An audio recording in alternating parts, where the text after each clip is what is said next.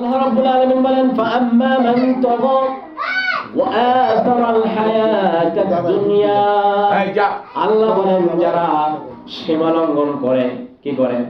যারা সীমা লঙ্ঘন করে, আল্লাহ বলেন ওয়া আথারাল হায়াতাদ দুনিয়া, আর দুনিয়ার জিন্দেগিকে যারা প্রাধান্য দেয়। যারা কি করে?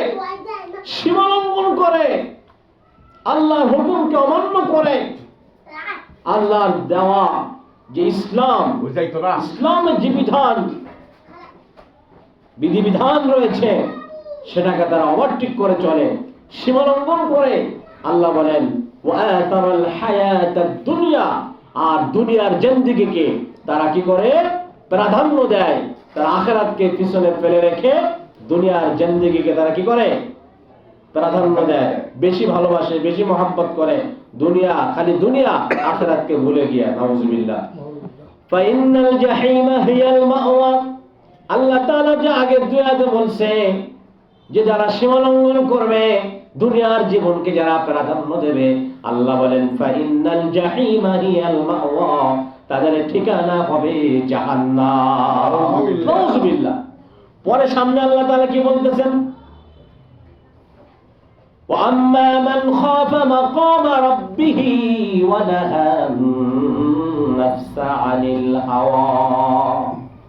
আল্লাহ তাআলা বলতেছে পক্ষান্তরে যারা নিজেদের নফসকে, কুপ্রবৃত্তি, তারপরে খারাপ আচরণ এবং নিজের নফসকে এই সমস্ত অন্যায়, অপরাধ, ফাহিশা, বেহায়াপনা কার্যকলাপ থেকে যারা নিজেদের নফসকে বিরত রাখবে, হেফাজত করবে, আল্লাহ বলেন ফাইন্নাল জান্নাতা হিয়াল মাওয়া, তাদের ঠিকানা হবে জান্নাত। সুবহানাল্লাহ।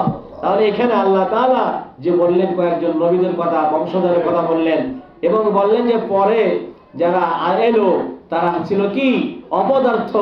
তারা নামাজ কি করে? নষ্ট করে, এবং যত কুপ্রবৃত্তির অনুবর্তী তারা হলো।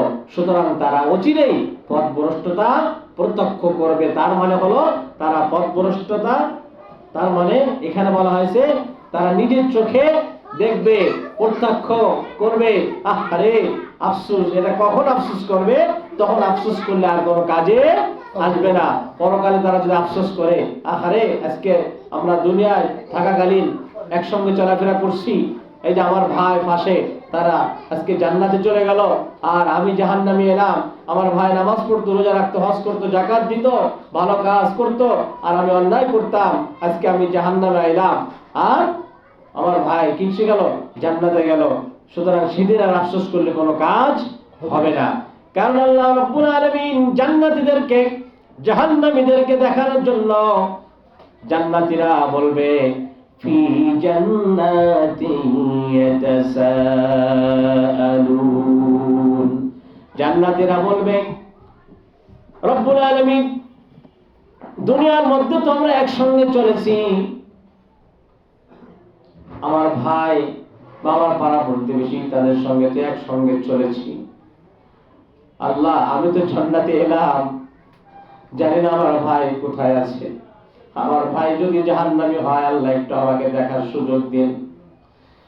জান্নাত আর জাহান্নামের মাঝখানে একটা দেওয়াল থাকবে, প্রাচীর থাকবে, গিলাস। জান্নাতীরা জাহান্নামীদেরকে দেখতে পাবে, জাহান্নামীরা জান্নাতীদেরকেও দেখতে পাবে, জান্নাতীরা জাহান্নামীদেরকেও দেখতে পাবে। এবার যখন দেখবে যে জান্নাতী মানুষ যারা, তারা জাহান্নামের ভিতরে দেখবে, যারা জাহান্নামে, ওই জান্নাতী লোক চিনে ফেলবে, আরে আমরা তো দুনিয়ার মধ্যে এক দোকানে বসে চা খেয়েছিলাম, যখন আজান দিল, মুয়াজ্জিন ডাকলো হাইয়া আলাস সালাহ, হাইয়া আলাল ফালাহ, মুয়াজ্জিন যখন ডাকলো এসো কল্যাণের দিকে, এতো এসো নামাজের দিকে,